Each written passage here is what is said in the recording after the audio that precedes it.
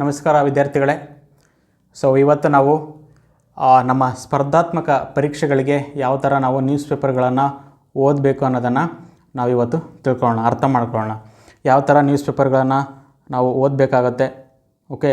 ಯಾವ ಥರ ಓದಿದರೆ ನಮಗೆ ನಮ್ಮ ಎಕ್ಸಾಮ್ ಪ್ರಿಪ್ರೇಷನ್ನಿಗೆ ಹೆಲ್ಪ್ ಆಗ್ತದೆ ಇದು ಅನ್ನೋದನ್ನು ನಾವಿವತ್ತು ತಿಳ್ಕೊಳ್ಳೋಣ, ಓಕೆ. ಲಕ್ಷ್ಯ ಕೊಟ್ಟು ಕೇಳಿರಿ ಎಲ್ಲರೂ ಅಷ್ಟೇ. ಮೊದಲನೇದು ಇವತ್ತಿನ ಪ್ರಜಾವಾಣಿ ಪೇಪರ್ ತೊಗೊಂಡಿನಿ ನಾನು. ಈ ಪ್ರಜಾವಾಣಿ ಒಳಗೆ ಮುಖ್ಯವಾದ ವಿಷಯಗಳು ಯಾವ್ಯಾವು, ನಮ್ಮ ಸ್ಪರ್ಧಾತ್ಮಕ ಪರೀಕ್ಷೆಗೆ ಯಾವ್ಯಾವುದು ಮುಖ್ಯವಾದ ವಿಷಯ, ಅದು ಹೆಂಗೆ ಓದಬೇಕು ಮತ್ತು ಅದರೊಳಗಿರೋ ವಿಷಯ ಯಾವುದು ಎಕ್ಸಾಮ್ಸಿಗೆ ಇಂಪಾರ್ಟೆಂಟ್. ಇದು ಮೊದಲು ಗೊತ್ತಿರಬೇಕು. ಇದು ಗೊತ್ತಾಗಬೇಕಂದ್ರೆ ಓಕೆ, ನಮಗೆ ಮೊದಲು ಸಿಲೆಬಸ್ ಗೊತ್ತಿರಬೇಕು, ಓಕೆ. ಅದನ್ನು ತಿಳ್ಕೊಳ್ಳೋಣ. ಸಿಲೆಬಸ್ ಹೆಂಗಿರಬೇಕು. Firstly to prepare for any competitive exam, ಯಾವುದೇ ನೀವು ಸ್ಪರ್ಧಾತ್ಮಕ ಪರೀಕ್ಷೆನ ತಗೋರಿ, ಅದಕ್ಕೆ ನೀವು ಪ್ರಿಪೇರ್ ಆಗಬೇಕು ಅಂತ ಹೇಳಿದ್ರೆ ನ್ಯೂಸ್ ಪೇಪರ್ ಅನ್ನೋದು ಬಹಳನೇ ಇಂಪಾರ್ಟೆಂಟು. ನ್ಯೂಸ್ ಪೇಪರ್ ಅನ್ನೋದು ಭಾಳ ಇಂಪಾರ್ಟೆಂಟು. ಆದರೆ ಎಲ್ಲರೂ ಓದೋಂಗೆ ನ್ಯೂಸ್ ಪೇಪರ್ ಓದೋದು ಬೇರೆ, ಸ್ಪರ್ಧಾತ್ಮಕ ಪರೀಕ್ಷೆ ಉದ್ದೇಶಕ್ಕೆ ಓದೋದು ಬೇರೆ ಆಕತಿ. ಅದನ್ನು ನೀವು ಫಸ್ಟ್ ತಿಳ್ಕೊಬೇಕು.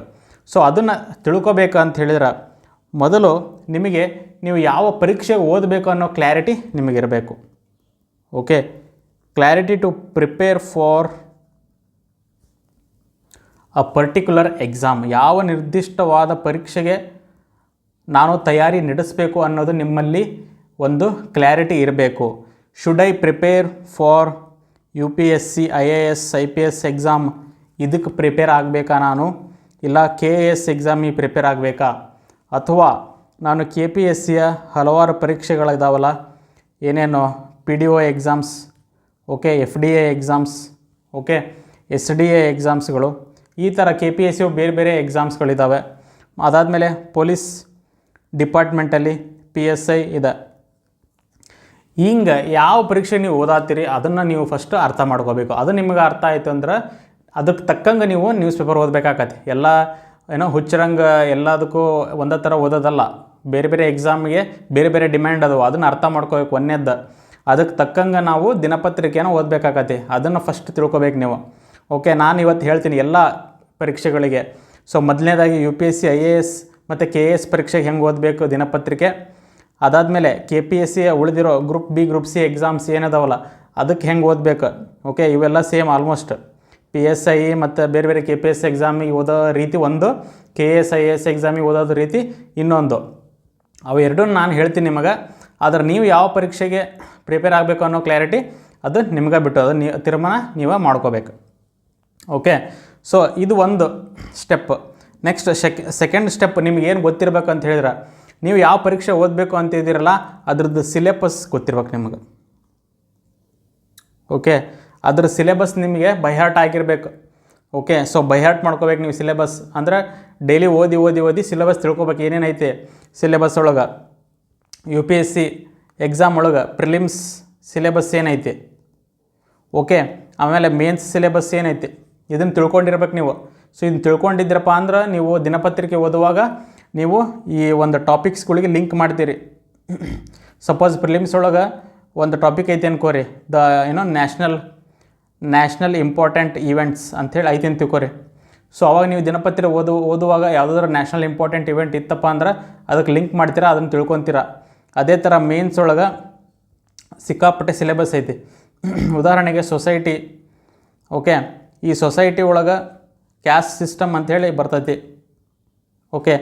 ಅದೇ ಥರ ಮೇನ್ಸ್ ಒಳಗೆ ಎಥಿಕ್ಸ್ ಅಂತ ಇರ್ತೈತಿ, ನೈತಿಕತೆ. ಇದಕ್ಕೆ ತಕ್ಕಂಗೆ ಯಾವುದಾದ್ರೂ ಒಂದು ನ್ಯೂಸ್ ಇದ್ರೆ ಇದಕ್ಕೆ ನೀವು ಲಿಂಕ್ ಮಾಡಿ ನೀವು ಅದನ್ನು ಬರ್ಕೊಂಡು ನೀವು ಅದನ್ನು ನಿಮ್ಮ ಮುಖ್ಯ ಪರೀಕ್ಷೆಯಲ್ಲಿ ಉದಾಹರಣೆ ಅಥವಾ ಎಕ್ಸಾಂಪಲ್ಸ್ ಆಗಿ ನೀವು ಯೂಸ್ ಮಾಡ್ಕೋಬೋದು. ಹಿಂಗೆ ನಿಮ್ಗೆ ಪ್ರಿಲಿಮ್ಸ್ ಮತ್ತು ಮೇನ್ಸ್ ಸಿಲೆಬಸ್ ಎರಡೂ ನಿಮ್ಗೆ ಕ್ಲಿಯರಾಗಿ ಗೊತ್ತಿದ್ರೆ ನೀವು ದಿನಪತ್ರಿಕೆ ಓದಿದಾಗ ಆ ಸಿಲೆಬಸ್ಸಿಗೆ ಕನೆಕ್ಟ್ ಮಾಡಿದಿರಿ. ಅದನ್ನ ಕನೆಕ್ಟ್ ಮಾಡಿ ಅದನ್ನು ಹೆಂಗೆ ನೀವು ಪರೀಕ್ಷೆ ಒಳಗೆ ಯೂಸ್ ಮಾಡ್ಕೋಬೇಕು ಅಂತೇಳಿ ನೀವು ಅದನ್ನು ನೋಟ್ಸ್ ಮಾಡ್ಕೋಬೋದು. ಹುಚ್ಚರಂಗೆ ಎಲ್ಲ ಬರ್ಕೊತ ಹೋದ್ರೆ ಆ ನೋಟ್ಸ್ ಒಂದು ತಿಂಗಳು ಮಾಡ್ತೀರಿ, ಆಮೇಲೆ ಅದನ್ನು ಅಲ್ಲೇ ಮುಲೆ ಹೋಗಿತ್ತೀರಿ, ಅದನ್ನು ರಿವಿಷನ್ ಮಾಡೋಂಗಿಲ್ಲ ನೀವು. ಅದಕ್ಕೆ ಫಸ್ಟ್ ಸಿಲೆಬಸ್ ತಿಳ್ಕೊರಿ. ಸಿಲೆಬಸ್ಸಿಗೂ ನ್ಯೂಸ್ ಪೇಪರ್ ಎರಡೂ ಕನೆಕ್ಟ್ ಮಾಡಿ ಆಮೇಲೆ ನೋಟ್ಸ್ ಮಾಡ್ಕೋಬೇಕು. ಆಮೇಲೆ ಸಿಲೆಬಸ್ ಆಫ್ KAS KS ಪರೀಕ್ಷೆ ಬರೀಬೇಕಂತಿದ್ರೆ ಅಲ್ಲಿ ಪ್ರಿಲಿಮ್ಸ್ ಏನೋ ಸಿಲೆಬಸ್ ಏನೈತಿ, ಓಕೆ, ಆಮೇಲೆ ಮೇನ್ಸ್ ಸಿಲೆಬಸ್ ಏನೈತಿ ಅದನ್ನು ತಿಳ್ಕೊರಿ. ಇದನ್ನು ತಿಳ್ಕೊಂಡಾಗ ನಿಮಗೆ ನ್ಯೂಸ್ ಪೇಪರಿಂದ ಕನೆಕ್ಟ್ ಮಾಡೋಕ್ಕೆ ಬರ್ತದೆ ಟಾಪಿಕ್. ಈ ಟಾಪಿಕ್ ನಮ್ಮ ಸಿಲೆಬಸ್ ಒಳಗೆ ಐತೆ, ಸೊ ಇದು ನನಗೆ ಇಂಪಾರ್ಟೆಂಟ್, ಓಕೆ, ಈ ಟಾಪಿಕ್ ನಮಗೆ ಇಂಪಾರ್ಟೆಂಟ್ ಇಲ್ಲ, ಸೊ ಹೀಗಾಗಿ ಅದರ ಅವಶ್ಯಕತೆ ಇಲ್ಲ ಅನ್ನೋ ಒಂದು ವಿಷಯ ನಿಮಗೆ ಗೊತ್ತಾಗುತ್ತೆ. ಆಮೇಲೆ ಯೂಶ್ವಲಿ ಯಾವ ಟಾಪಿಕ್ಸ್ ಇಂಪಾರ್ಟೆಂಟ್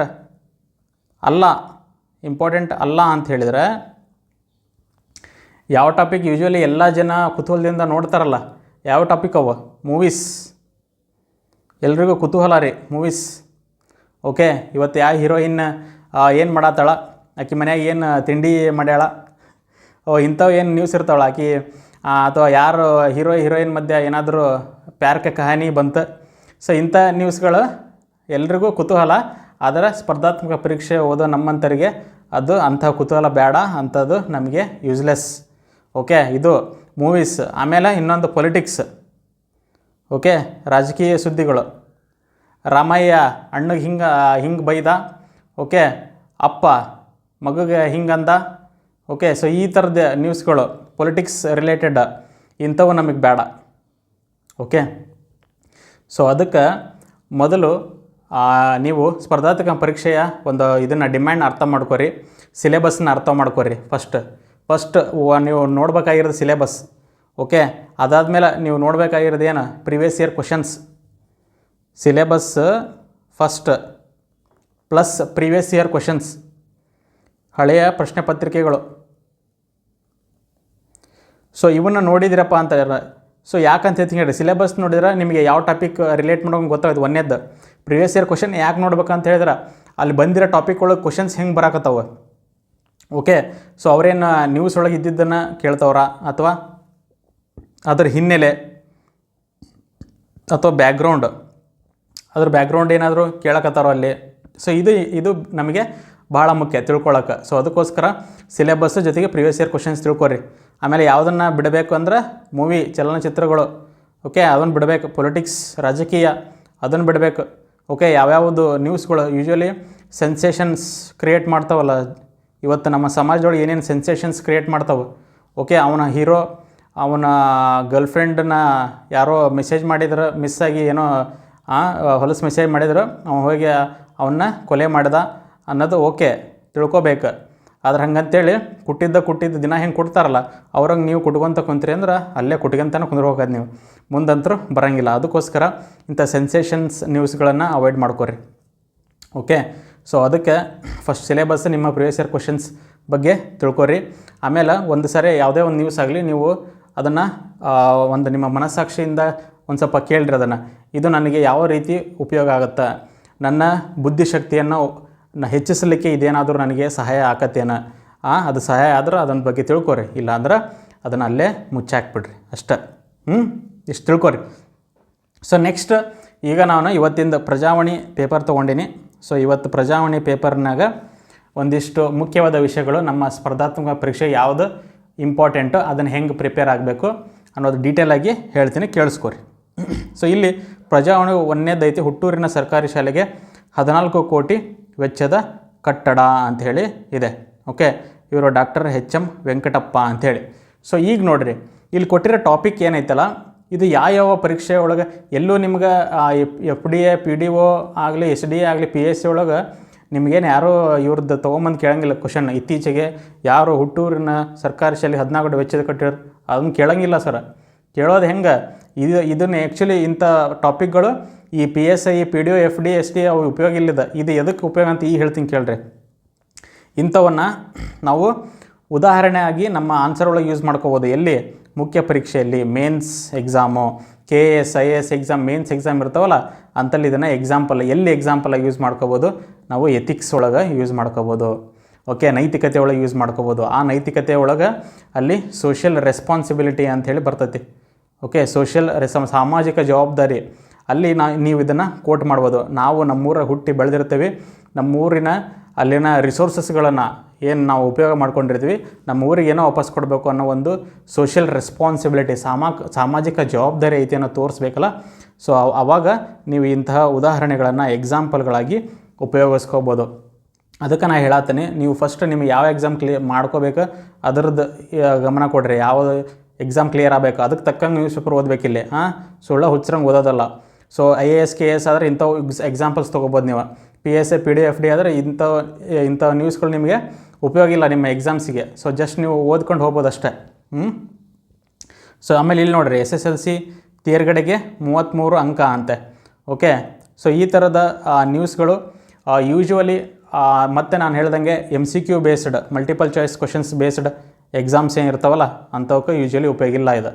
IAS KS ಅಂಥವ್ರಿಗೆ ಇಂಥವು ಅನಾಲಿಟಿಕಲ್ ಪ್ರಶ್ನೆಗಳು ಬೇಕಾಗ್ತವೆ. ಅನಾಲಿಟಿಕಲ್ ಪ್ರಶ್ನೆ ಅಂದ್ರೆ ಹೆಂಗಂದ್ರೆ ಎಜುಕೇಷನ್ ಸಿಸ್ಟಮ್, ಶಿಕ್ಷಣದ ವ್ಯವಸ್ಥೆ ಅನ್ನೋದೊಂದು ಟಾಪಿಕ್ ನಿಮಗೆ ಗೊತ್ತಿತ್ತು ಅಂದರೆ ಇದನ್ನು ಲಿಂಕ್ ಮಾಡ್ಕೊತೀರಿ. ಶಿಕ್ಷಣ ವ್ಯವಸ್ಥೆಯೊಳಗೆ ಇನ್ನೂ ಏನೇನು ನಮಗೆ ಬದಲಾವಣೆ ಬೇಕು, ರಿಫಾರ್ಮ್ಸ್ ಏನೇನು ಬೇಕು ಎಜುಕೇಷನ್ ಸಿಸ್ಟಮ್ ಒಳಗೆ. ಓಕೆ, ಸೊ ಅಂಥವನ್ನು ಅನಲೈಸ್ ಮಾಡೋದಕ್ಕೆ ಇಂಥ ವಿಷಯಗಳು ಇಂಪಾರ್ಟೆಂಟ್ ಆಗ್ತವೆ IAS KS ಅಲ್ಲಿ. ಓಕೆ, MCQs ಬೇಸ್ಡ್ ಎಕ್ಸಾಮ್ಸ್ ಏನಿರ್ತಾವಲ್ಲ ಅಂಥವ್ರಿಗೆ ಇದು ಎಳ್ಳಷ್ಟು ಉಪಯೋಗ ಆಗಂಗಿಲ್ಲ, ತಿಳ್ಕೊರಿ ಇದನ್ನು. ಅದಾದ್ಮೇಲೆ ಇಲ್ಲಿ ನೋಡಿರಿ, ಹಠಾತ್ ಸಾವು ಇನ್ನೂ ಅಧಿಸೂಚಿತ ಕಾಯಿಲೆ. ಅಂದರೆ ಹಠಾತ್ ಸಾವು, ಈಗ ಸಡನ್ನಾಗಿ ಯಾರಾದರೂ ಡೆತ್ ಆಗ್ತಾರಲ್ಲ, ಓಕೆ, ಸೊ ಉದಾಹರಣೆಗೆ ಹಾರ್ಟ್ ಅಟ್ಯಾಕ್ ಆಗೋದು, ಕಾರ್ಡಿಯಾಕ್ ಅರೆಸ್ಟ್ ಆಗೋದು, ಇಂಥ ಹಠಾತ್ ಸಾವುಗಳು ಇದ್ದಕ್ಕಿದ್ದಂಗೆ ಸಾವು ಬರೋದು. ಇದನ್ನು ಏನಂತ ಮಾಡಿರಿ ಈಗ, ಅಧಿಸೂಚಿತ ಕಾಯಿಲೆ. ಇಲ್ಲಿ ನೋಡಿರಿ, ಇದು ಇಂಪಾರ್ಟೆಂಟ್. ಇವಾಗ ಇದು ಎಲ್ಲರಿಗೂ ಇಂಪಾರ್ಟೆಂಟ್. ಇದು MCQ ಬೇಸ್ಡ್ ಎಕ್ಸಾಮ್ಸಿಗೆ ಇಂಪಾರ್ಟೆಂಟು, IAS KS ಎಲ್ಲವಕ್ಕೂ ಇಂಪಾರ್ಟೆಂಟ ಇದು. ಅಧಿಸೂಚಿತ ಕಾಯಿಲೆ ಅಂದರೆ ಇಲ್ಲಿ ಪ್ರಶ್ನೆ ಬಂತೀಗ, ಹಠಾತ್ ಸಾವು ಇನ್ನೂ ಅಧಿಸೂಚಿತ ಕಾಯಿಲೆ ಅಂತ ಕೊಟ್ಟ. ಅಲ್ಲಿ ಪ್ರಶ್ನೆ ಕೇಳ್ಬೇಕು ನಾವು, ಅಧಿಸೂಚಿತ ಕಾಯಿಲೆ ಅಂದರೆ ಏನು, ಹಂಗಂದ್ರೆ ಬೇರೆ ಕಾಯಿಲೆಗೂ ಇದಕ್ಕೂ ಏನು ವ್ಯತ್ಯಾಸ ಐತಿ ಇದನ್ನು ತಿಳ್ಕೊಬೇಕೀಗ ನಾವು.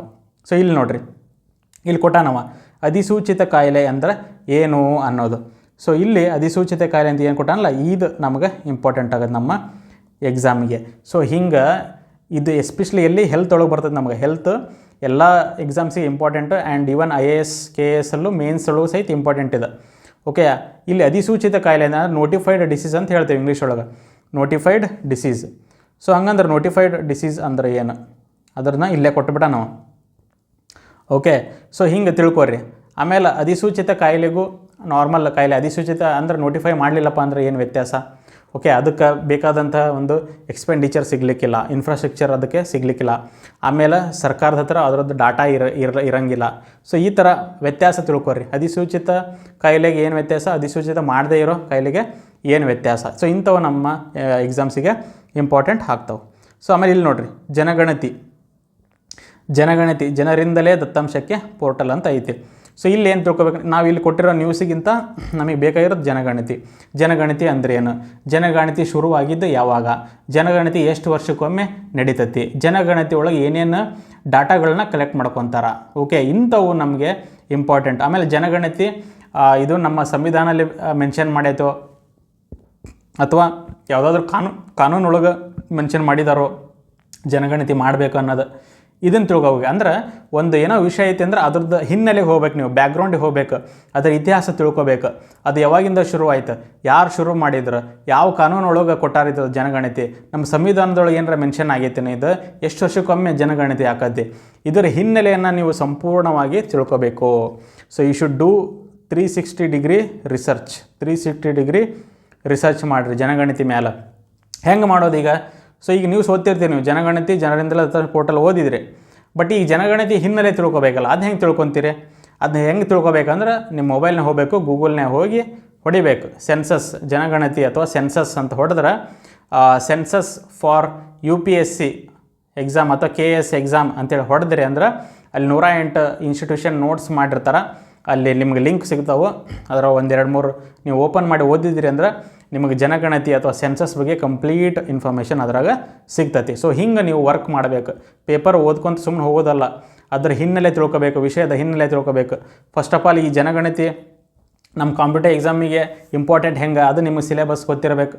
ಓಕೆ, ಸಿಲೆಬಸ್ ಗೊತ್ತಿದ್ರೆ ನಿಮಗೆ ಇದು ಇಂಪಾರ್ಟೆಂಟ್ ಗೊತ್ತಾಗತ್ತೆ, ಪ್ರಿವಿಯಸ್ ಇಯರ್ ಕ್ವಶನ್ಸ್ ನೋಡಿದ್ರೆ ನಿಮ್ಗೆ ಗೊತ್ತಾಗತ್ತೆ. ಸೊ ಇಷ್ಟು ಗೊತ್ತಾದ್ಮೇಲೆ ನಿಮಗೆ ಜನಗಣತಿ ಇಂಪಾರ್ಟೆಂಟ್ ಅಂದ್ರೆ ಇದ್ರ ಮೇಲೆ ಹೋಗಿ ನೀವು ರಿಸರ್ಚ್ ಮಾಡಬೇಕು, ನೋಟ್ಸ್ ಬರ್ಕೋಬೇಕು. ಸರ್ ಇಷ್ಟು ಮಾಡಬೇಕು ಜನಗಣತಿ ಬಗ್ಗೆ. ಆಮೇಲೆ ಇಲ್ಲಿ ನೋಡ್ರಿ, ಇಲ್ಲಿ 250 ಕೋಟಿ ಬಿಲ್ ಬಾಕಿ, ಆಹಾರ ಧಾನ್ಯ ಸಾಗಣೆ ಸ್ಥಗಿತ ಅಂತ ಐತಿದ್ವಿ. ಸೊ ಇಲ್ಲಿ ಆ್ಯಕ್ಚುಲಿ ಇದ್ರ ಬಗ್ಗೆ ಇದು ಹೇಳ್ತಾ ಇರೋದು ಅನ್ನಭಾಗ್ಯ ಹಾಗೂ ರಾಷ್ಟ್ರೀಯ ಆಹಾರ ಭದ್ರತೆ ಕಾಯ್ದೆ ಅಂತ ಬಂತಿಲ್ಲಿ. ಸೊ ಇಲ್ಲಿ ನೋಡ್ರಿ, ಈಗ ರಾಷ್ಟ್ರೀಯ ಆಹಾರ ಭದ್ರತೆ ಕಾಯ್ದೆ, ನ್ಯಾಷನಲ್ ಫುಡ್ ಸೆಕ್ಯೂರಿಟಿ ಆ್ಯಕ್ಟ್ ಬಗ್ಗೆ ಬಂತು.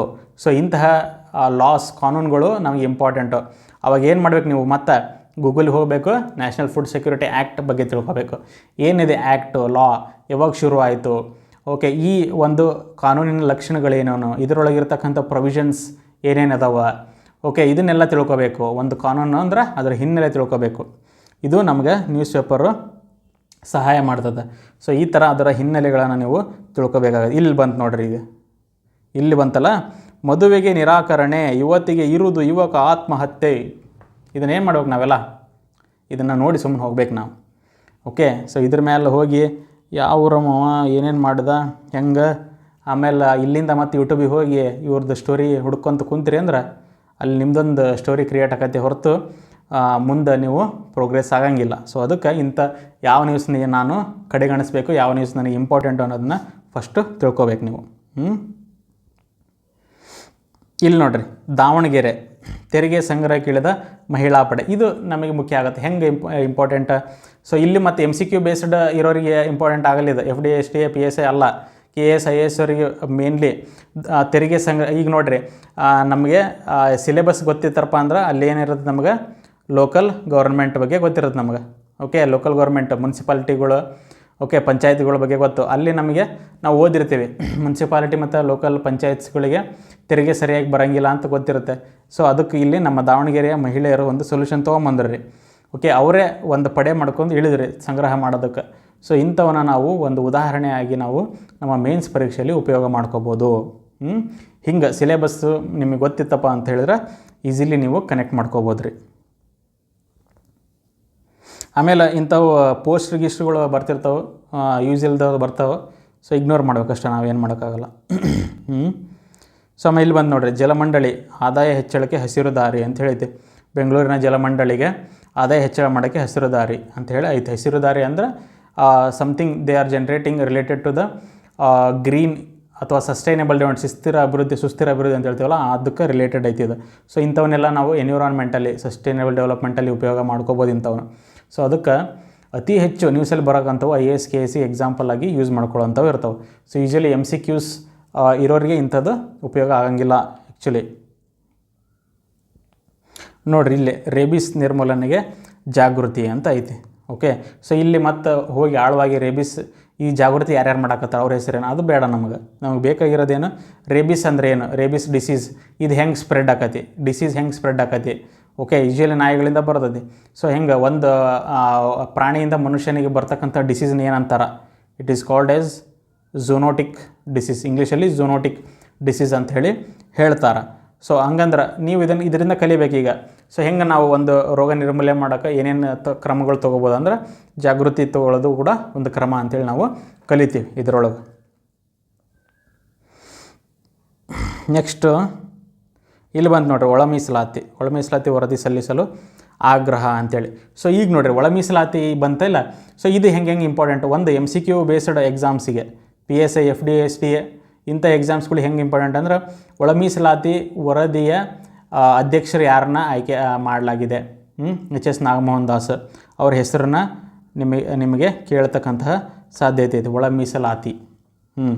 ಓಕೆ, ಸೊ ಈಗ ನಮ್ಮ mains related KS IAS mains related ಒಳ ಮೀಸಲಾತಿ ಅಂದರೆ ಏನು, ಒಳ ಮೀಸಲಾತಿ ಕೊಡೋದು ಒಳ್ಳೆಯದಾ ಕೆಟ್ಟದ್ದಾ. ಸೊ ಹಿಂಗೆ ಅನಾಲಿಸಿಸ್, ಎಲ್ಲಿ ಅನಾಲಿಸಿಸ್ ಬರ್ತೈತಲ್ಲ ಅಲ್ಲಿ ಮೇನ್ಸ್ಗಳಿಗೆ ಇಂಪಾರ್ಟೆಂಟ್ ಆಗತ್ತೆ. ಓಕೆ, ಸೊ ಹಿಂಗೆ ಕಲೀರಿ ನೀವು. ಒಳ ಮೀಸಲಾತಿ ಬಂತ ಅಂದ ತಕ್ಷಣ ಇದು ಹೆಂಗೆ ನನ್ನ ಎಕ್ಸಾಮ್ ಹೆಂಗೆ ಇಂಪಾರ್ಟೆಂಟ್ ಆಗತ್ತೆ, ಇದು ಅದನ್ನು ನೀವು ಕಲಿಬೇಕು. ಅದಕ್ಕೆ ನಿಮಗೆ ಸಿಲೆಬಸ್ಸು ಮತ್ತು ಪ್ರಿವಿಯಸ್ ಇಯರ್ ಕ್ವಶನ್ಸ್ಗಳು ಬಾಯಾಟಿರ್ಬೇಕು, ನಿಮಗೆ ಗೊತ್ತಿರಬೇಕು. ಹಂಗೆ ತಿಳ್ಕೊರಿ. ಆಮೇಲೆ ಇಲ್ಲಿ ನೋಡಿರಿ, 5 ನಗರ ಪಾಲಿಕೆ ರಚನೆಗೆ ಸಜ್ಜು ಅಂತ ಐತೆ. ಸೊ ಇಲ್ಲಿ 108 ಕತಿ ಕೊಟ್ಟಾನೀಗ, ಗ್ರೇಟರ್ ಬೆಂಗಳೂರು ಆಡಳಿತ ಕಾಯ್ದೆ 2024 ಅದ್ರ ಬಗ್ಗೆ ತಿಳ್ಕೊಬೇಕು ಕರೆ. ಇಲ್ಲಿ ಅದಕ್ಕಿಂತ ಮುಂಚೆ 5 ನಗರ ಪಾಲಿಕೆ ರಚನೆ ಅಂತ ಐತಲ್ಲ.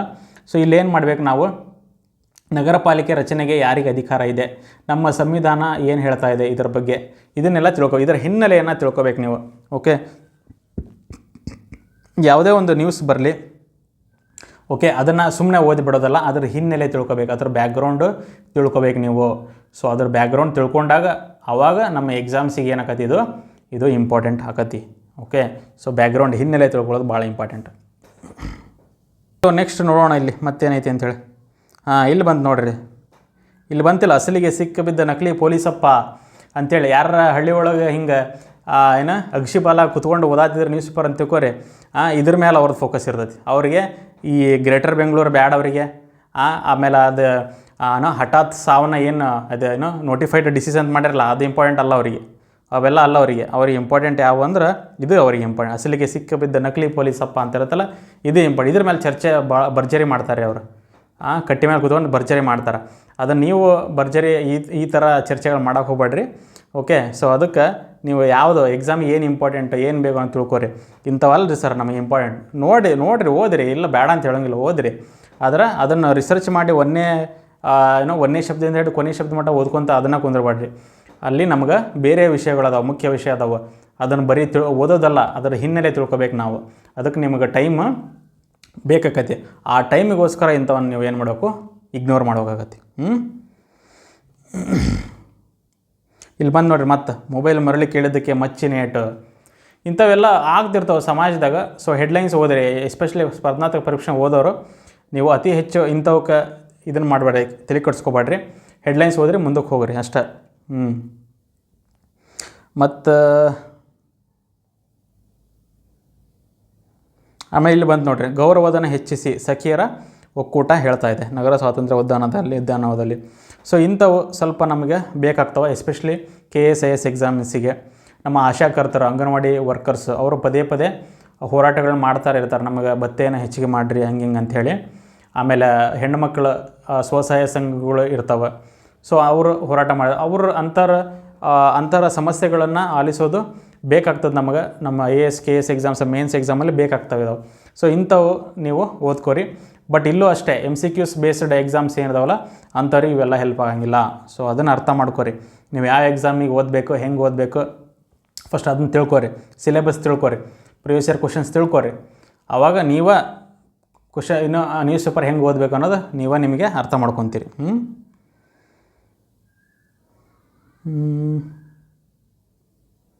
ಇಲ್ಲಿ ಬಂದು ನೋಡಿರಿ, 97% ಹಾಜರಾತಿಗೆ ಶಿಕ್ಷಕರು ಕ್ರಮವಹಿಸಿ ಮಧು ಬಂಗಾರಪ್ಪ ಮಿನಿಸ್ಟರ್ ಹೇಳ್ತಾ ಇದ್ದಾರೆ. 97 ಹಾಜರಾತಿ ಇರಬೇಕು, ಶಿಕ್ಷಕರದ್ದೇ ಹಾಜರಾತಿ ಇರಬೇಕು ಅಂತ. ಸೊ ಇಂಥವು ಎಲ್ಲ ಹೆಂಗೆ, ಮತ್ತು ಅದೇ ನಮ್ಮ ಮೇನ್ಸ್ ಎಕ್ಸಾಮಿಗೆ ಇಂಪಾರ್ಟೆಂಟ್ ಇವೆಲ್ಲ. ಇವತ್ತು ಶಿಕ್ಷಣ ವ್ಯವಸ್ಥೆಯಲ್ಲಿ ಏನು ಸಮಸ್ಯೆ ಅದಾವೆ ಅಂದ್ರೆ ಟೀಚರ್ಸ್ಗಳು ಸಹಿತ ಶಾಲೆಗೆ ಬರೋಂಗಿಲ್ಲ ಕರೆಕ್ಟಿಗೆ ಅಂಥೇಳಿ ಒಂದು ಸಮಸ್ಯೆ. ಓಕೆ, ಸೊ ಇದಕ್ಕೆ ಒಂದೇ ಉದಾಹರಣೆಗೆ ಕರ್ನಾಟಕದಾಗ ಇತ್ತೀಚೆಗೆ 97% ಹಾಜರಾತಿಗೆ ಕಂಪಲ್ಸರಿ ಮಾಡಲಾಗಿದೆ ಅಂಥೇಳಿ ಉದಾಹರಣೆ ನೀವು ಉಪಯೋಗಿಸ್ಕೋಬೋದು. ಓಕೆ, ಸೊ ಹಿಂಗೆ ಯಾವ ಎಕ್ಸಾಮ್ಸಿಗೆ ಏನು ಇಂಪಾರ್ಟೆಂಟ್ ಅನ್ನೋದು ಫಸ್ಟ್ ತಿಳ್ಕೊಬೇಕು ನೀವು.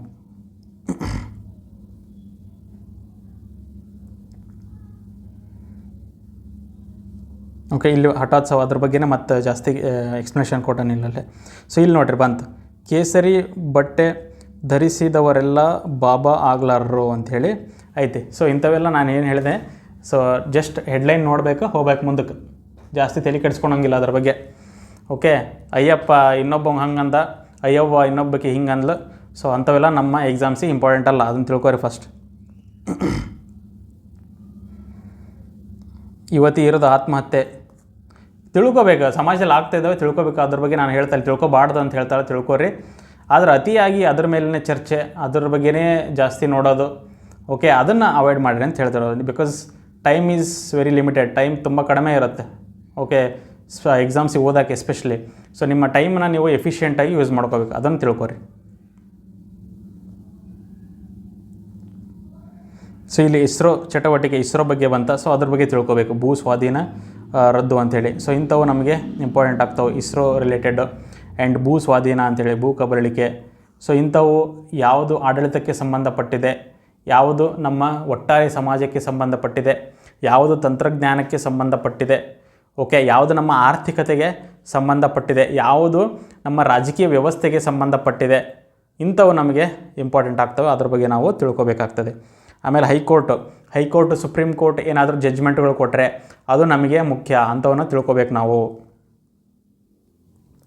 ನೀವು ಪ್ರಭಾವಿ ಅಲ್ವೇ ತೇಜಸ್ವಿಗೆ ಪ್ರಶ್ನೆ, ಯಾರೋ ನೀವು ಪ್ರಭಾವಿಗಳರಾಗಲಿ ಯಾವ್ದಾರಾಗಲಿ, ಸೊ ಅಂಥದ್ದು ನಮಗೇನು ಬೇಕಾಗಿಲ್ಲ. ಇಂಥವು ಯೂಶಲಿ ನಾರ್ಮಲ್ ಜನರಿಗೆ ಇಂಥ ಕ್ಯೂರಿಯಾಸಿಟಿ ಇರುತ್ತವೆ. ಸೊ ಅಂಥವು ನಮ್ಮ ಪರೀಕ್ಷೆಗೆ ಉಪಯೋಗ ಆಗಂಗಿಲ್ಲ ಅಂಥವು. ಓಕೆ, ಸೊ ಇಷ್ಟು ಇವತ್ತಿನ ಪ್ರಜಾವಾಣಿ ಸಂಬಂಧಪಟ್ಟಂಗೆ. ಈಗ ನಾವೇನು ಮಾಡೋಣ ಅಂದ್ರೆ ಈ ಒಂದು ಇಂಗ್ಲೀಷ್ ಪೇಪರ್ ಮಾಡ್ಕೊಳ್ಳೋಣ. ನಾನು ಇಂಡಿಯನ್ ಎಕ್ಸ್‌ಪ್ರೆಸ್ ಇವತ್ತಿನ ನ್ಯೂಸ್ ಪೇಪರ್ ಓಪನ್ ಮಾಡ್ತೀನಿ. ಸೊ ಅದನ್ನು ಹೆಂಗೆ ಇವಾಗ ಅನಲೈಸ್ ಮಾಡೋದು, ನಮ್ಮ ಎಕ್ಸಾಮಿಗೆ ಹೆಂಗೆ ಇಂಪಾರ್ಟೆಂಟ್ ಅಂತ ಅದನ್ನೊಂದು ನೋಡಿ ಇವತ್ತು ತಿಳ್ಕೊಳ್ಳೋಣ. ಓಕೆ, ಸೊ ಇಲ್ಲೂ ಸಹಿತ ಅಷ್ಟೇ, ಇಂಗ್ಲೀಷ್ ಪೇಪರಲ್ಲೂ ಕೂಡ ಉಪಯೋಗ ಆಗ್ತಕ್ಕಂಥವು ಅದಾವೆ, ಯೂಸ್ಲೆಸ್ಸು ಅದಾವೆ. ಓಕೆ, ಇಲ್ಲೂ ಕೂಡ ನಿಮಗೆ ಸಿಲೆಬಸ್ ಮತ್ತು ನಿಮ್ಮ PYQs ಗೊತ್ತಿತ್ತು ಅಂದರೆ ನೀವು ಈಸಿಲಿ ಏನು ಮಾಡ್ಬೋದು, ಯಾವುದು ಇಂಪಾರ್ಟೆಂಟು ಯಾವುದಲ್ಲ ಅದನ್ನು ನೀವು ಈಸಿಲಿ ತಿಳ್ಕೊಂಬಿಡ್ಬೋದು. ಸೊ ಇಲ್ಲಿ ಬಂದು ನೋಡಿರಿ, ಬ್ರಿಕ್ಸ್ ಸಮಿಟ್ ಬಗ್ಗೆ ಬಂತು. ಸೊ ಬ್ರಿಕ್ಸ್ ಅಂದರೆ ಏನು?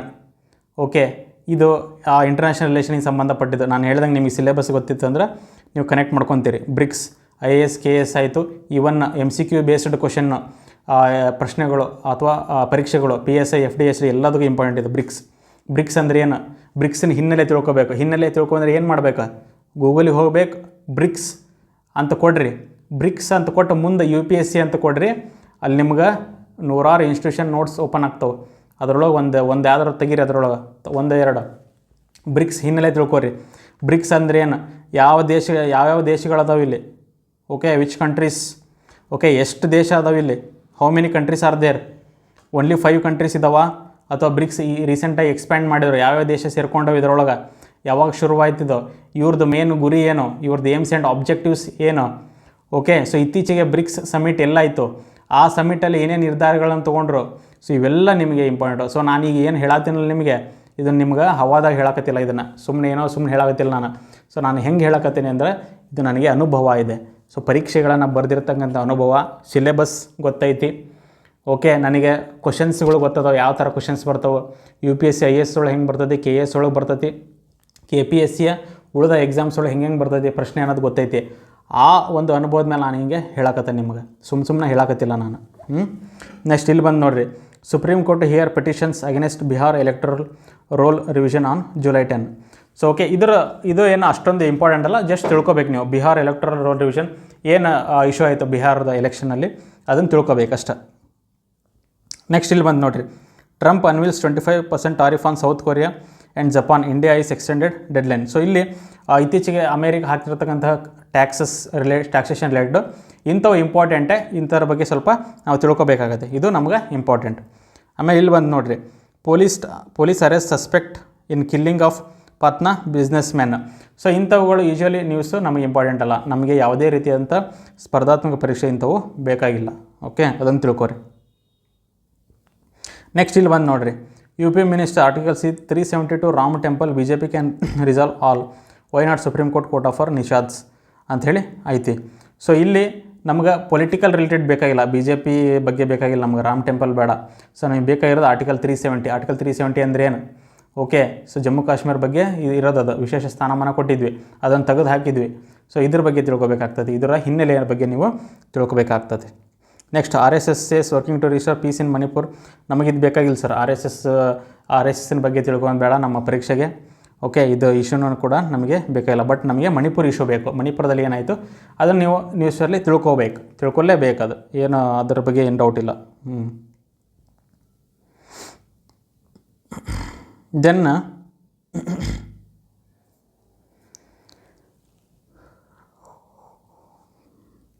ಇದರಲ್ಲಿ ಭಾಳ ವಿಷಯಗಳು ಇಗ್ನೋರ್ ಮಾಡಂತಿರ್ತಾವೆ. Haryana wrestling citadel Rajput show of strength as Brij Bhushan attends event ಅಂಥೇಳಿ ಐತಿ.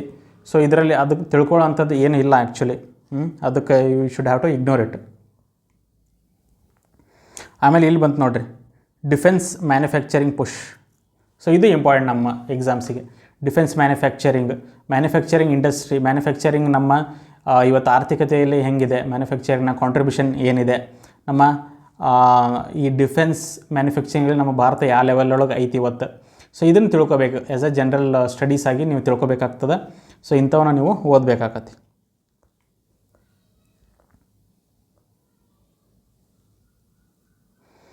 ಓಕೆ, ಸೊ ಇದರ ಮತ್ತೆ ನೀವು ಹೋದರೆ ಇಲ್ಲಿ ದ ಸಿಟಿ, ಯೂಶ್ವಲಿ ಇಂಗ್ಲೀಷಲ್ಲಿ ದ ಸಿಟಿ ಅಂತ ಇರ್ತೈತಿ. ಇದು ದ ಸಿಟಿ ಅಂತ ಇದ್ದಾಗ ಆಯಾ ರಾಜ್ಯದ ಎಡಿಷನ್ ಯಾವುದು, ಕರ್ನಾಟಕದ್ದಾದ್ರೆ ಬೆಂಗಳೂರು ಬಗ್ಗೆ ಇರ್ತೈತಿ, ಇವಾಗ ಡೆಲ್ಲಿ ಇದ್ದರೆ ಡೆಲ್ಲಿ ರಿಲೇಟೆಡ್ ಇರ್ತೈತಿ, ಮಹಾರಾಷ್ಟ್ರದಾಗ ಮುಂಬೈ ರಿಲೇಟೆಡ್ ಇರ್ತೈತಿ. ಸೊ ಸಿಟಿ ಏನೈತಲ್ಲ ಇದ್ರ ಬಗ್ಗೆ ನೀವು ತಲೆ ಕೆಡಿಸ್ಕೊಳ್ಳೋ ಅವಶ್ಯಕತೆ ಇರೋಂಗಿಲ್ಲ. ಯೂಶ್ವಲಿ ನಾವು ಕರ್ನಾಟಕದವ್ರಿಂದ ಬೆಂಗಳೂರದ ಬಗ್ಗೆ ಏನಾರಿದ್ರೆ ನಾವು ಬೆಂಗಳೂರು ಬಗ್ಗೆ ತಿಳ್ಕೊಬೇಕು.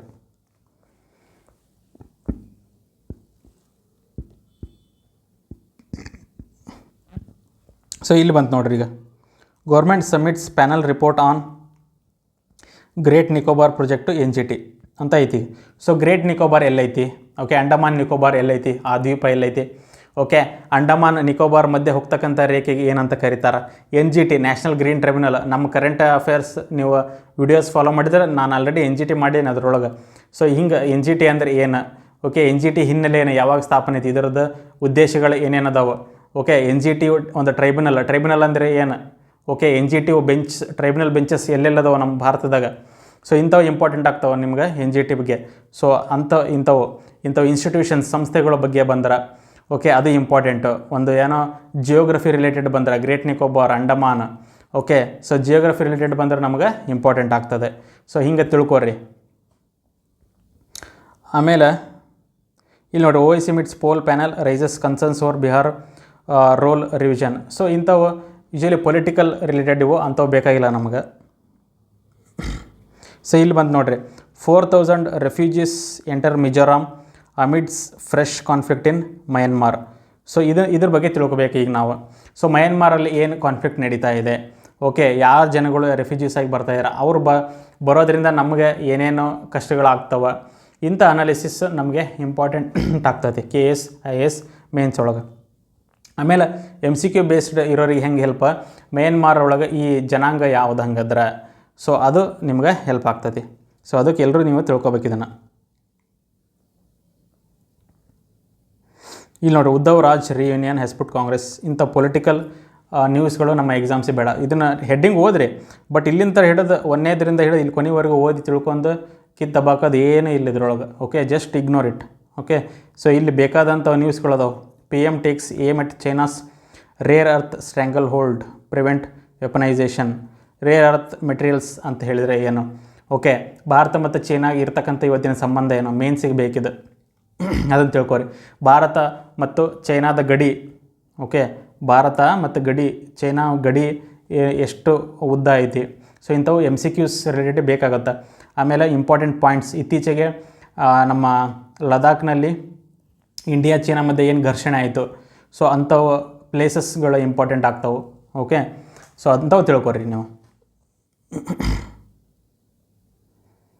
ಇಂಥವು ಬೇಡ. Rahul questions government silence on manipulation by JN Sit ಬೇಕಾಗಿಲ್ಲ ನಮಗೆ.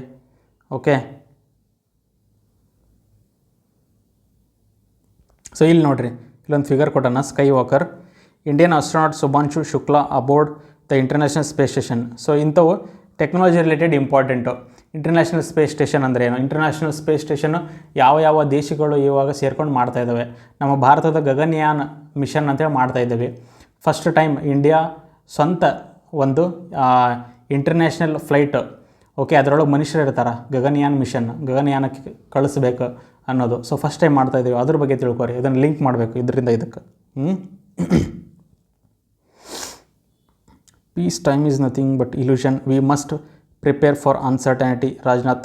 So piece time is nothing but illusion. So ಇಂಥವು ಡಿಫೆನ್ಸ್ ರಿಲೇಟೆಡ್ ಏನು ಇವತ್ತಿನ ನಮ್ಮ ಆಂತರಿಕ ರಕ್ಷಣೆಯ ಸಂಬಂಧಗಳು ಏನೇನು, ಓಕೆ, ಸೊ ಇಂಥವು ಆಂತರಿಕ ರಕ್ಷಣೆ ಆಯಿತು ಮತ್ತು ನಮ್ಮ ಬಾಹ್ಯ ರಕ್ಷಣೆ, ಎಕ್ಸ್ಟರ್ನಲ್ ಸೆಕ್ಯೂರಿಟಿ, ಇಂಥವನ್ನು ತಿಳ್ಕೊರಿ. ಇಂಟರ್ನ್ಯಾಷನಲ್ ರಿಲೇಟೆಡು, ಡಿಫೆನ್ಸ್ ರಿಲೇಟೆಡು ಇಂಥ ನಾಲೆಡ್ಜ್ ನಮ್ಗೆ important. As a common citizen ಸಹಿತ ನಾವು ಇಂಥವು ತಿಳ್ಕೊಳ್ಳೇಬೇಕಾಗತ್ತೆ. ಓಕೆ, ದೇಶದ ರಕ್ಷಣೆಯ ಬಗ್ಗೆ ನಾವು ತಿಳ್ಕೊಳ್ಳೇಬೇಕು, ಅದನ್ನು ಓದಲೇಬೇಕು. Businessman shot dead by 3 gunmen, Punjab's Abohar. Okay, ತಿಳ್ಕೊರಿ ಇದನ್ನು, ಬಟ್ ಅಷ್ಟೊಂದು ಡೀಟೇಲ್ ಆಗಿ ಹೋಗೋದೇನು ಬೇಡ.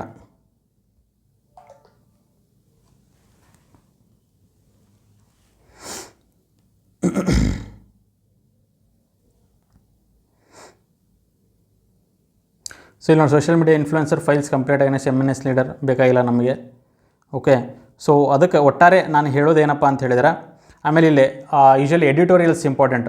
KS IAS ಓದೋರು ನ್ಯೂಸ್ ಪೇಪರ್ ಎಡಿಟೋರಿಯಲ್ಸಲ್ಲಿ ಒಂದು ವಿಷಯನ ತೊಗೊಂಡು ಇನ್ ಡೆಪ್ತ್ ಎಕ್ಸ್ಪ್ಲೇನ್ ಮಾಡಿರ್ತಾರೆ. ಓಕೆ, ಆಳವಾಗಿ ಎಕ್ಸ್ಪ್ಲೇನ್ ಮಾಡ್ತಾರೆ, ಅದು ನಮಗೆ ಭಾಳ ಇಂಪಾರ್ಟೆಂಟು. ಇಲ್ಲಿ ನೋಡಿರಿ, law on phone tapping and 2 high court rulings. ಒಂದು ಫೋನ್ ಟ್ಯಾಪಿಂಗ್ ಮೇಲೆ ಕಾನೂನು, ಓಕೆ, ಅದ್ರ ಬಗ್ಗೆ ಅನಾಲಿಸಿಸ್ ಮಾಡಿದ್ದಾರೆ. ಹೈಕೋರ್ಟ್ನ ಒಂದು ನಿರ್ಧಾರದ ಬಗ್ಗೆನೂ ಅನಾಲಿಸಿಸ್ ಮಾಡಿದ್ದಾರೆ. ಸೊ ಇಂಥವು ನಮಗೆ ಇಂಪಾರ್ಟೆಂಟ್ ಕಾನೂನಿನ ಬಗ್ಗೆ. High court, supreme court related, okay, constitution ಬಗ್ಗೆ, ನಮ್ಮ ಡಿಫೆನ್ಸ್ ಬಗ್ಗೆ ಆಗಿರ್ಬೋದು, ಮ್ಯಾನುಫ್ಯಾಕ್ಚರಿಂಗು, ಅಗ್ರಿಕಲ್ಚರು, ಇಂಥವೆಲ್ಲ ತಿಳ್ಕೊಬೇಕಂದ್ರೆ ಫಸ್ಟ್ ಸಿಲೆಬಸ್ ಗೊತ್ತಿರ್ಬೇಕು ನಿಮ್ಗೆ. ಸಿಲೆಬಸ್ ಗೊತ್ತಿತ್ತು, ಪ್ರಿವಿಯಸ್ ಇಯರ್ ಕ್ವಶನ್ಸ್ ಗೊತ್ತಿದ್ದು ನೀವೇ ಹೇಳ್ತೀರ ಆಮೇಲೆ ಯಾವ್ದು ಇಂಪಾರ್ಟೆಂಟು, ಯಾವ್ದು ಓದಬೇಕು, ಯಾವ್ದು ಓದಬಾರ್ದು ಅಂತೇಳಿ. ಇಲ್ಲಿ ನೋಡಿರಿ, ಇಂಟರ್ನ್ಯಾಷನಲ್ ರಿಲೇಷನ್ ಬಗ್ಗೆ all about UAE's new golden visa scheme for Indians. So ಇದನ್ನು ತಿಳ್ಕೊಬೇಕು, ಇಂಟರ್ನ್ಯಾಷನಲ್ ಸಂಬಂಧ, UAE ಇಂಡಿಯಾ ಸಂಬಂಧ, ಇವ್ರು ಹೊಸದಾಗಿ ಏನೋ ಒಂಥರ ಅದ್ರ ಬಗ್ಗೆ ತಿಳ್ಕೊಬೇಕು ನಾವು. ಇಲ್ಲಿ ನೋಡಿರಿ, it's I and dark mysteries, Rubin will reveal the cosmos like never before. So ಇದು ಒಂದು ಸ್ಪೇಸ್ ಮಿಷನ್ ಐತಿ, ಓಕೆ, ರೂಬಿನ್ ಅನ್ನೋದು. ಸೊ ಅದ್ರ ಬಗ್ಗೆ ತಿಳ್ಕೊರಿ, ಅದ್ರ ಉದ್ದೇಶ ಏನು, it will reveal the cosmos. ಇಲ್ಲಿ ಎಕ್ಸ್ಪ್ಲೇನ್ ಮಾಡಿರ್ತಾರೆ ಅವರು ಏನಿದ್ರ ಉದ್ದೇಶ ಹೆಂಗೆ ಅನ್ನೋದು. ಸೊ ಇಂಥ ಟೆಕ್ನಾಲಜಿ ರಿಲೇಟೆಡ್ ನಮ್ಗೆ ಇಂಪಾರ್ಟೆಂಟ್ ಆಗ್ತಾವೆ. ಸೊ ಇಲ್ಲಿ ಬಂತು ಎಡಿಟೋರಿಯಲ್ ಪೇಜ್. ಇಲ್ಲಿ ನೋಡಿರಿ, ಈ ಥರ ಆಥರ್ಸ್ಗಳು ಬರೆದಿರ್ತಾರೆ, ಓಕೆ, ನಾವು ಪ್ರೂವ್ ಯುವರ್ ಐಡೆಂಟಿಟಿ ಅಂಥೇಳಿ.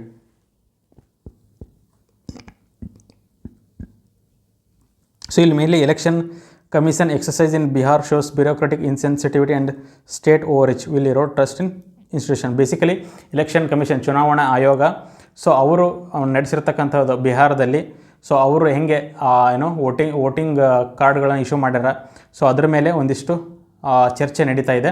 ಸೊ ಅದನ್ನು ತಿಳ್ಕೊಬೇಕು, ಏನು ಇಶ್ಯೂ ಆಯಿತು, ಹೆಂಗೆ, ಓಕೆ, ಅವರು ಮಾಡಿರ್ತಕ್ಕಂಥದ್ದು ಸರಿನಾ ತಪ್ಪಾ, ಓಕೆ, ಬ್ಯೂರೋಕ್ರಾಟ್ಸ್ ತಪ್ಪೇನಿದೆ ಅದರಲ್ಲಿ, ಆಫೀಸರ್ಗಳು ತಪ್ಪು ಅಥವಾ ಸರಿ ಏನಿದೆ. ಸೊ ಇಂಥ ಅನಾಲಿಸಿಸ್ನ ಬರೀತಾರೆ. ಸೊ ಇಂಥವು ನಮ್ಮ IAS ಆ್ಯಂಡ್ KAS ಎಕ್ಸಾಮ್ಸಿಗೆ ಇಂಪಾರ್ಟೆಂಟ್. ಅದು ಬಿಟ್ಟು MCQs, PSI, FDA, STA ನಿಮಗೆ ಇದು ಉಪಯೋಗ ಆಗಿಲ್ಲ ಇಂಥವು. ಓಕೆ, ನೀವು ಏನೇ ಇದ್ದರೂ ಗಟ್ಟಿ ಹೊಡಿಬೇಕು, ಫ್ಯಾಕ್ಟ್ಸ್ ತೊಗೋಬೇಕು, ಗಟ್ಟಿ ಹೊಡಿಬೇಕು, ತಿಳ್ಕೊಬೇಕು, ವಿಷಯಗಳು ಹೆಚ್ಚು ತಿಳ್ಕೊಳೋದು. ಅನಾಲಿಸಿಸ್ ಇರೋಂಗಿಲ್ಲ ಅದರೊಳಗೆ. ಓಕೆ, ಅನಾಲಿಸಿಸ್ ಮಾಡಬೇಕಂದ್ರೆ ಮೇನ್ಸ್ ಎಕ್ಸಾಮ್ಸಿಗೆ ಅನಾಲಿಸಿಸ್ ಇರ್ತದೆ, ಅದು IAS KAS ಮೇನ್ಸ್ವರೆಗೆ ಬಿಟ್ಟಿದ್ದು. ದೆನ್ ವೈ ಬ್ರಿಕ್ಸ್ ಹೇಳಿದ್ನಲ್ಲ, ಬ್ರಿಕ್ಸ್ ಅದ್ರ ಬಗ್ಗೆ ಅನಾಲಿಸಿಸ್ ಬರೆದಿರ್ತಾರೆ. ಬ್ರಿಕ್ಸ್ ಯಾಕೆ ಬೇಕು, ಅದರಿಂದ ಇಂಡಿಯಾಕ್ಕೆ ಏನು ಉಪಯೋಗ, ಬೇರೆ ಬೇರೆ ದೇಶಕ್ಕೆ ಏನು ಉಪಯೋಗ, ಓಕೆ, ಅದನ್ನು ಇನ್ನೂ ಹೆಂಗೆ ಇಂಪ್ರೂವ್ ಮಾಡಬೇಕು, ಇಂಥ ಅನಾಲಿಸಿಸ್ ಎಡಿಟೋರಿಯಲ್ಸ್ ಪೇಜ್ ಒಳಗಿರ್ತವೆ. ಸೊ ಇಂಥವು ನಮ್ಗೆ important. So okay, the Hindi in Hindutva. So ಇಂಥವು ಬೇಡ, ಪೊಲಿಟಿಕಲ್ ರಿಲೇಟೆಡ್. ಓಕೆ, ಇದು ನಮ್ಮ ಸಿಲೆಬಸ್ ಎಲ್ಲೂ ನಿಮಗೆ ಕಾಣಂಗಿಲ್ಲ, ಹಿಂದುತ್ವ ಅಂತ ಹೇಳಿ ಎಲ್ಲೂ ನಮಗಿಲ್ಲ, ಏನಿಲ್ಲ. ಸೊ ಅದಕ್ಕೆ ಇಂಥವು ಎಲ್ಲ ಕೈ ಬಿಡ್ರಿ, ಒಳ್ಳೆಯದನ್ನು ತಿಳ್ಕೊರಿ. ಓಕೆ, ಯಾವುದು ನಮ್ಮ ಸಮಾಜಕ್ಕೆ ಒಳ್ಳೆಯದು, ಯಾವುದು ಈ ದೇಶಕ್ಕೆ ಒಳ್ಳೆಯದು, ಓಕೆ, ಯಾವುದು ನಮಗೆ ಒಳ್ಳೆಯದು, okay, which is good for us, ಇದನ್ನು ತಿಳ್ಕೊರಿ. ಆ್ಯಂಡ್ ಸಿಲೆಬಸ್ ಚೆನ್ನಾಗಿ ತಿಳ್ಕೊರಿ, ಪ್ರಿವಿಯಸ್ ಇಯರ್ ಕ್ವಶನ್ಸ್ ನೀವು ಕರೆಕ್ಟಾಗಿ ತಿಳ್ಕೊಂಡ್ರಿ ಅಂತ ಹೇಳಿದ್ರೆ, so you will get a fair idea about what is important from the newspaper. Okay, so ಇಷ್ಟು ನಾನು ನ್ಯೂಸ್ ಪೇಪರ್ ಬಗ್ಗೆ ಹೇಳಿದ್ದೀನಿ.